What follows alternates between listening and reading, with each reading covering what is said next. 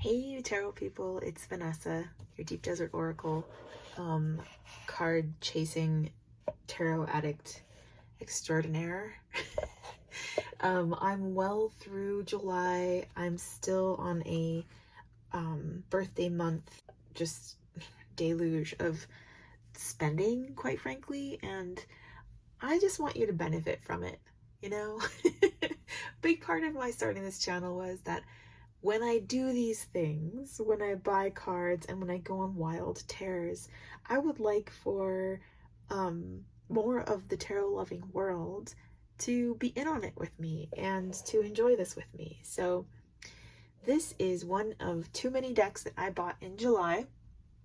It is called the Sea Witch Tarot, and it's so flipping ass cute that I am filming my third video today because it came in the mail and it just needs to be seen. I just wanted to enjoy this with you, so here I am. It came in this morning. It came in from the Ukraine, and the young mail delivery person who had me sign for this, because I had to sign for it, which made me feel very fancy, told me that the region in Ukraine that it came from is like right on the front lines, and I just wanted to say, wow, it's incredible to think that you know, the worst thing could be happening and that you'd still have the passion and drive and ability and desire to make tarot decks and to get them to people on time. Like, how on earth are they doing this? That is really something special. So that gave me a special feeling about the deck, and I already had been kind of lusting after it for a while. It's so weird and wonderful, and I personally really like identify with the Sea Witch. Is she an archetype? Sure, right? Yeah. I can't wait to kind of vibe with these cards and to bond with them and to do readings with them. So I've looked through it once. I had to put them in order. They were out of order when they got here. No big deal. And they're now in order and we get to do this together. So it comes in this sturdy 2-piece box with cutouts. Thank you very much. That's pretty great. You get 2 just extra doubles backed cards. This is how the booklet looks. You do see that half of it's in Cyrillic, looks like, and I got this little sheet of not sure what. And then there's something really so charming too and fresh about a translated guidebook.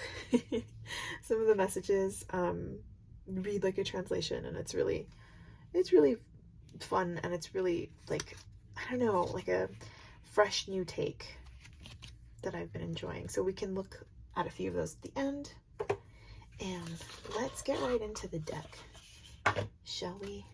Yeah. Okay, so these are super glossy. You might see me a little bit. Sorry about that. But there's no gilding, which, you know what, I'm down for a nice blank slate when it comes to the sides of my cards right now. I'm a little gilded out. That's not to say I won't maybe edge these at some point, but I'm not a good, oh my god, I'm not an edge queen at all. Those of you who are laughing at that with me, I see you, hello. But no, I do a terrible job when I edge my decks, so actually I probably won't. Here we have the Fool, and I love her little kind of alien ball creature that's with her pet companion. Here's the Magician. The Sea Witch is every single character in every single card. So she goes through these transformations on her Fool's journey. And it reminds me, again, I think I've talked about this in another video, I'm not sure which one, of that dream analysis theory that is very useful. I don't think it's the sum total of what's happening in dreams, but that we are every single character in our dream. And just finding where we resonate with or identify with the different roles, you know, different players in our dreams, can teach us a lot about ourselves. So I like that principle when it comes to traveling through the tarot. What part of you is the High Priestess or the Empress, right? And we get to see the Sea Witch be every character. Here's our Empress. And it looks like she's got a little baby Sea Witch here, which makes sense, right? If they're really kind of highlighting the mothering, nurturing, whatever you want to call taking care of a dependent aspect of the Empress. Here's the Emperor. I think this is so cute. There's umbrellas hanging on the wall, and it almost looks like there's a storm outside. The coziness of this Emperor is really something special, and the little desk lamp is so cute. Here's the Hierophant.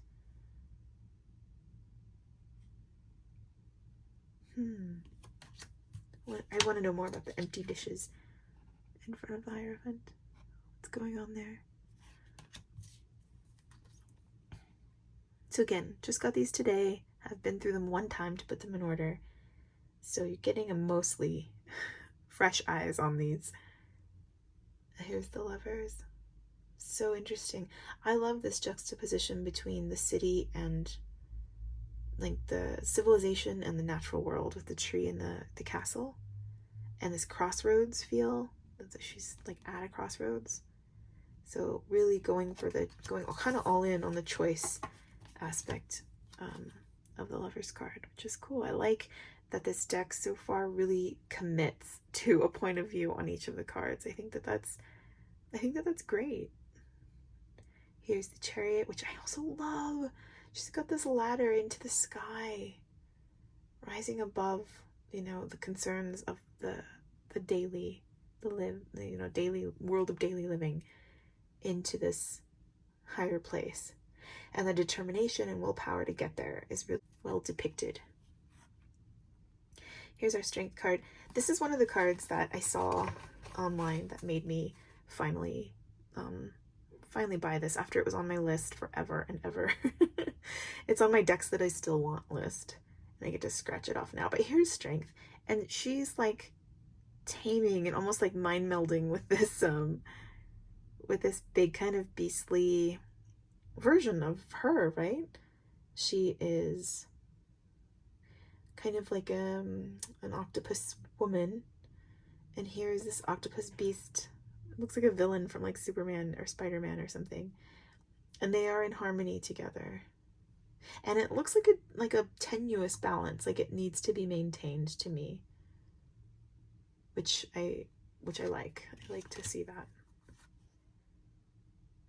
Here's the Hermit, kind of cloistered, really hitting hard that like nun feel, because it looks like she's wearing a nun's habit all the time, right? And she's got the torch. She's finding her way through this kind of very claustrophobic space. Anyway, I love the balance between cartoon and like deep wisdom that this deck kind of expertly straddles that line, and I'm so here for it. Here's the Wheel of Fortune.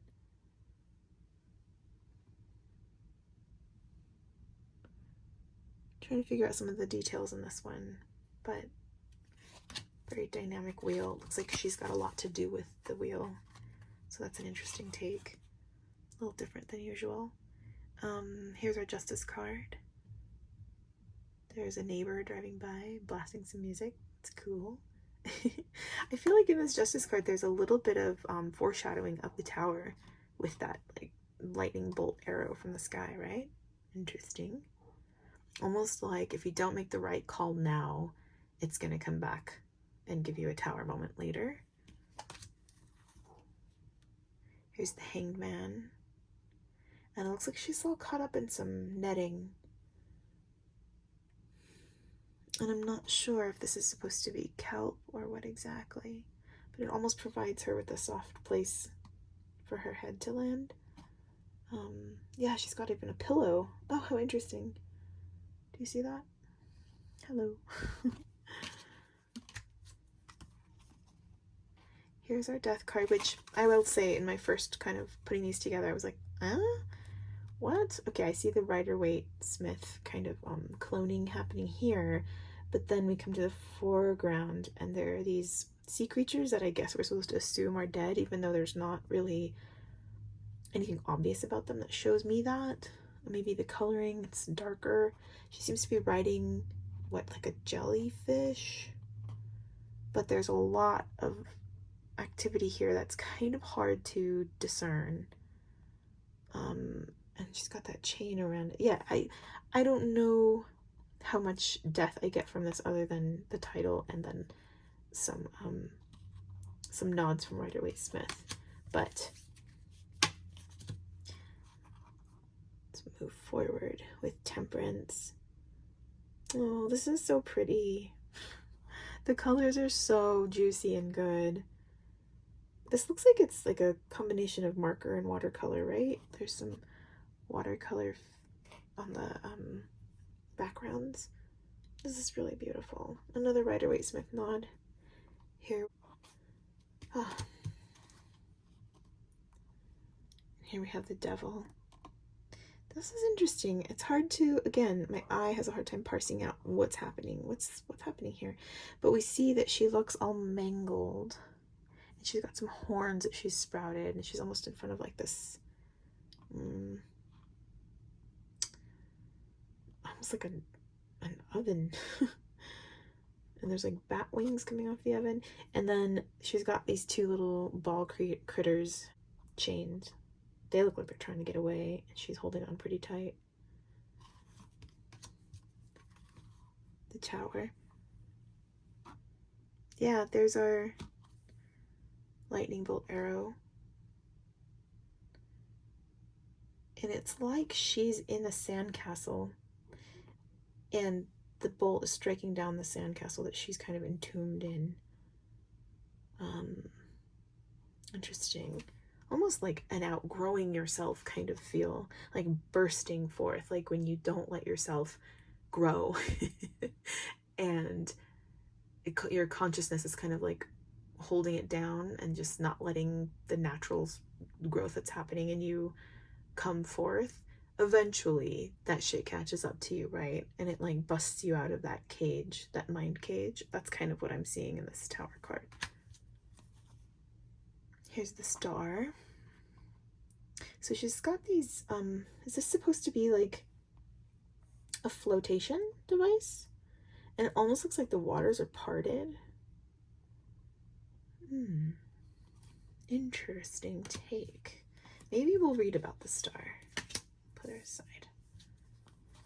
Okay, and here we have the moon. So interesting. You've got this nighttime, it's like cityscape during the night. She's asleep. She's safe and she's comfy and she's cozy. She's got her teddy bear. So cute. And her puppy. Oh my god. And her little tentacle sticking out here. Adorable. And she's got a sun on her blanket, which is interesting to me. I'm curious about that. And here is the sun card. We see her in white for the first time. Judgment. Cute.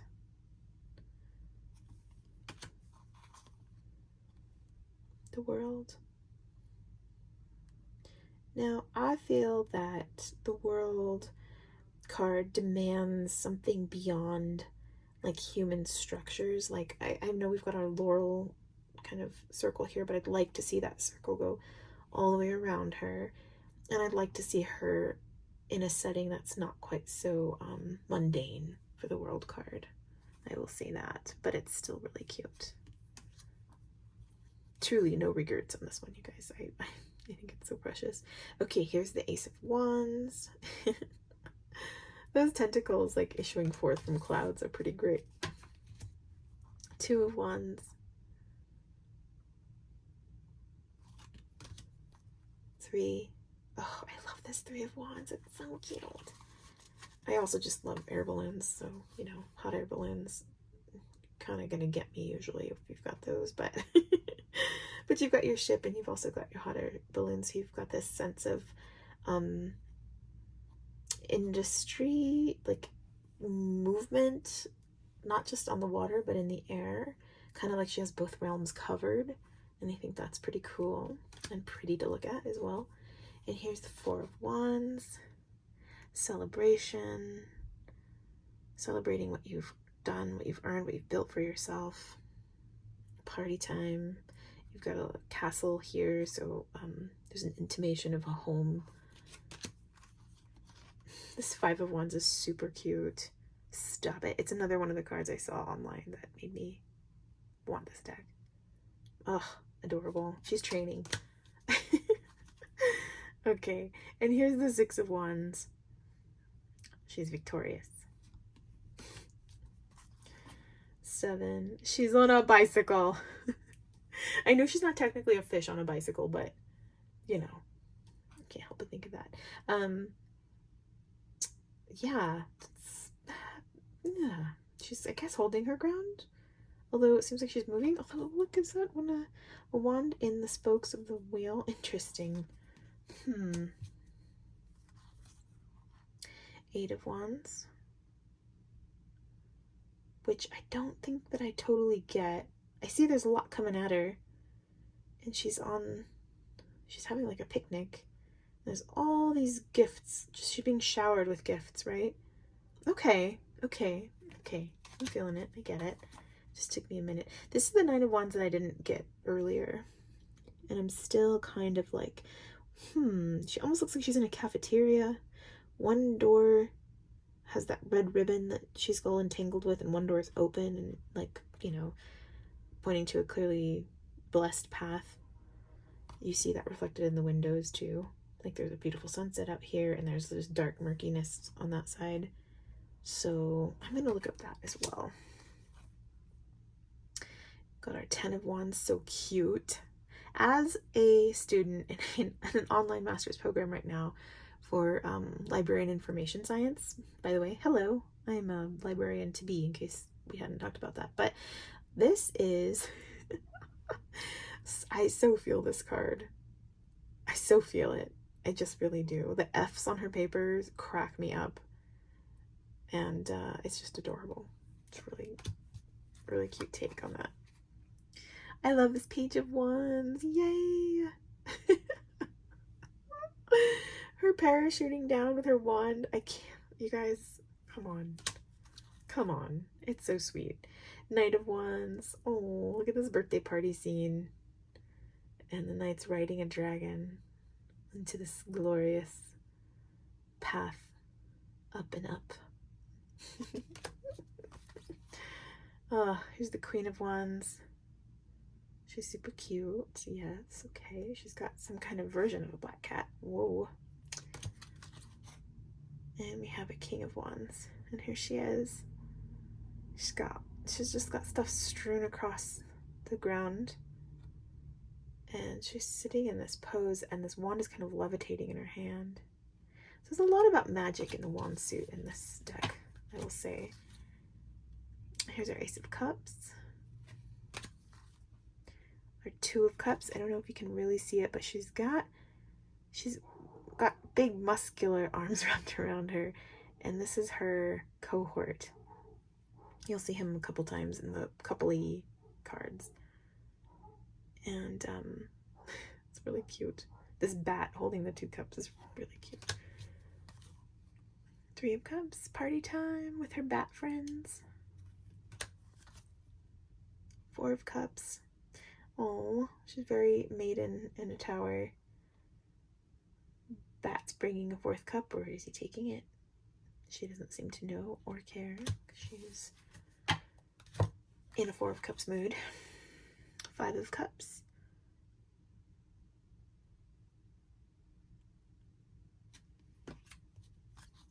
Six. Got your teddy bear again. All this kind of nods to childhood. The balloons, the train, little train, play train on the train track. Seven of Cups, illusion, kind of projecting, idealizing things. And I feel too in this one that it's almost like striving for an internalized goal. Is it really even your goal, or is it just what the world tells you you're supposed to want?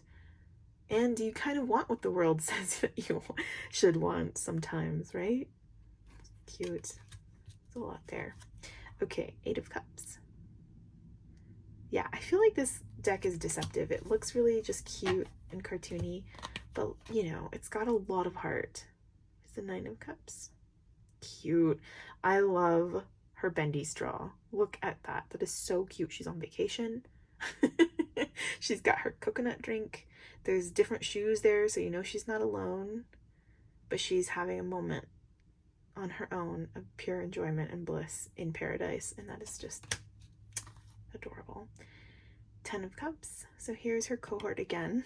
Her consort, I should say. Oh man, I said cohort before too. Damn. Consort, everyone. I know the word, I promise. But here they are, happy together. And they've got a little human kid, which I'm like, what? Okay. Did you guys take that kid? What happened? Where'd you get that kid from? You've got a Page of Cups. And here she is as the Knight of Cups.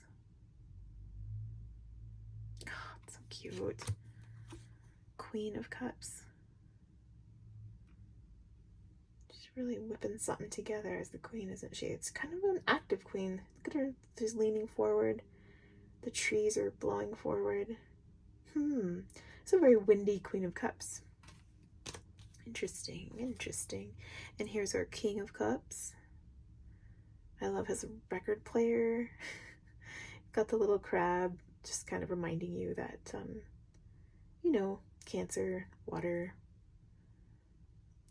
that type of thing. Interesting King of Cups. I'm gonna look him up too.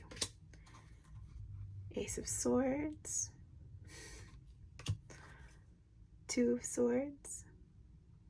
Very classic imagery, Rider-Waite-Smith imagery there. Three of Swords. Oh, she's got one of those right at her heart. Four of Swords. So she's in a little cast. Her little tentacle leg is in a cast. Can you? Oh my god. Oh my god. And one's peeking out. Okay, okay. I love her so much. I just love her. I feel her. Okay, here's your Five of Swords. A much more, you feel the higher stakes in this five than with Wands, which I like, because I always find super severe Five of Wands to be a little bit not my reading of them. So here's the Six of Swords. Lovely and beautiful. Seven.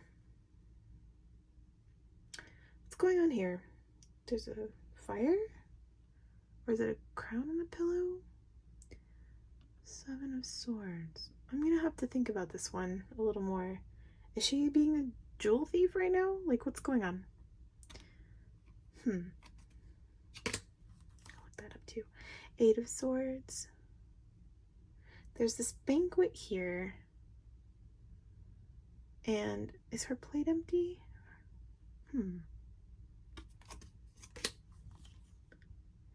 Nine of Swords. Okay, here we go, yes. 10. Oh. Page of Swords. I love the book there. The book's on the table and the inspiration and the thoughts, the thought bubbles. Or, you know, idea bubble. Light bulb going off. Knight of Swords. Ooh. Fast and kind of chaotic, right? Like, yeah, I'm feeling that. Queen of Swords. Ooh, those folded arms.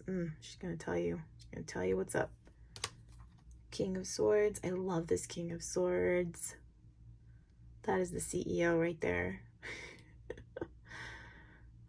Graphing and charting and measuring the world, right? And being a leader. Ace of Pentacles. I really want to call pentacles tentacles, but I'm not going to. I might slip and do it and enjoy the accident. Two of Pentacles, cute. I like the Two of Pentacles being on a swing, that back and forth, that swinging. Three of Pentacles. Her little friends, so cute.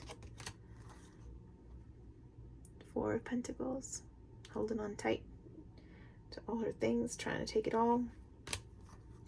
Five of Pentacles.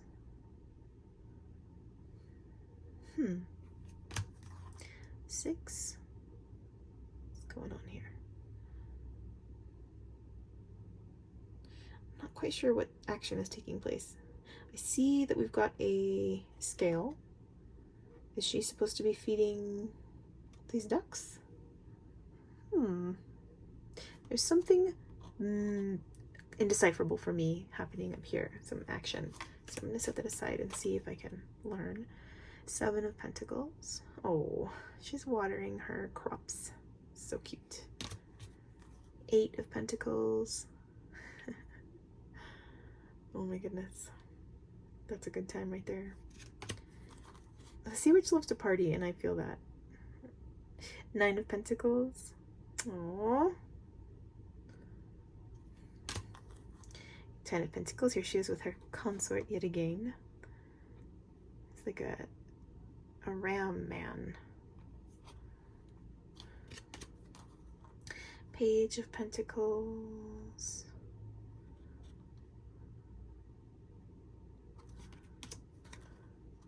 Knight of Pentacles. I feel like she's like considering this armor. Like, I'm supposed to put this on? And it's not clear if she's going to put it on or not. I kind of feel like she's leaning towards not. Queen of Pentacles. Oh, these little bunnies in the corner. Super cute. She's got her subjects dancing around her. And the King of Pentacles. Okay. So there we have the deck. Let's talk really quickly. You know they're super high shine gloss, but have we talked about the size? Because the size is divine. It's a little slimmer than your average tarot card. It's on the slimmer side. They're not so long that my smaller hands can't reach them easily. Let's shuffle together. They do slide nicely against each other, I will say, and they feel very bendy. Look at that. Oops. So they're going to be great for riffle shuffling, and they're really great for overhands too. Ooh, and you get lots of flyers from these, so that's fun. If you like to pick your cards that way, you're going to have like 20 card readings, so be careful. They're very jumpy. I really like this. I needed some high gloss shine and some gildedlessness in my life. Honestly, I wanted some old school feelings. I got them in this for sure. So let's take a minute now to just kind of go through this guidebook. Let's pick one of these cards to look up together, because you don't want to sit through me reading the whole guidebook. Right. All right, so let's look at the Star, and let's look at the Six of Pentacles together. That'll give us a good feel, right? A major and a minor. And let's look at the King of Cups so that we get a court card in there too. All right, so we're going to start with the Star. All right. The card tells that by going to the call of intuition and wisdom, by reading external signs in the right way, you can secure yourself in advance. Even if now you are busy, you can't quite understand what exactly you are doing. But finally you are certain to get right answers and find yourself in a safe situation. Okay, so this is a perfect example of what I mean by the translation feeling, I mean, it feels a little stilted, right? It feels a little clunky, but there's like a cleanness to it. I don't know, it's not like overburdened with ideas. This particular description, I guess what I really would take from it would be honoring your intuition and your wisdom, paying attention to signs, and like kind of staying in alignment so that your own ability to read the signs is clear, right? And then this idea of securing yourself in advance, of saving yourself from some trouble, I think is another kind of key takeaway. And that it might not seem obvious, like just like this card, it might not seem obvious what you're doing or why you're doing it, but if you follow that intuition, you keep your kind of channel clear, then you will be okay and you will be safe. So interesting. I'm going to remember that these floaty devices are all about safety and preparation, right? Okay, cool. I feel better about that one. I get it a little more now. So let's move on to the Six of Pentacles. Yeah. Here we go. Six of Pentacles. The card represents natural and permanent character traits, such as openness, willingness to help, support, and tolerance, as well as ability to lend a helping hand in difficult times. All right, so I still don't necessarily understand what she's doing. Is she eating a burger? Like, what is that? I would love a description of the card. I think that's what's missing from the guidebook for me. But that's all right. We can still get that from the birds kind of feeding out of the scales below. It looks like food might be going out onto the water for others, and just the overall like color story of this card and pleasantness of it tells us a lot about abundance and sharing, and something about the innate quality of being generous is also kind of hinted at in this description, I think. So, okay. Let's also look at the King of Cups. See what the court card write-ups are like.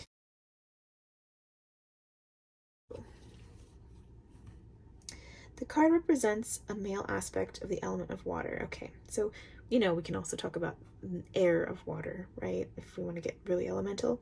The card talks about the need to express your feelings, to perceive what cannot be seen. You can immerse yourself in art and live for some time relying only on feelings and intuition. Ooh, interesting. I've never had a King of Cups in a deck be described as kind of almost permission to just like dive into your creature comforts and be led by your feelings and kind of almost tune out the world of responsibilities and things that need to be done and things or people that need to be taken care of. That's a very different take on this. I wouldn't want to apply that to all my Kings of Cups, but knowing that that's the vibe for this particular king in this deck is a fun variation. That's a really cool thing for this deck. So there it is. I hope that you enjoyed this. I'm gonna have to do just a everything I bought in July video, and that's gonna be really intense because I went crazy. I basically spent any money I got in on food, my dogs, and tarot cards, kind of in that order. So yeah, look for that. It's coming. It's just going to be a behemoth to film and to edit, but I will get working on that. And I hope you enjoyed this walkthrough of the Sea Witch Tarot. Tell me if you have this, or if you've seen it, if you want it, if you definitely don't want it. Tell me what you think. And if you are someone watching this channel for the first time, hello, I should have welcomed you at the beginning. Shame on me if you're still here. Wow. Please feel free to comment, to like, to subscribe, or not. I've really enjoyed doing this today, and hopefully we'll catch you in the next one. Bye.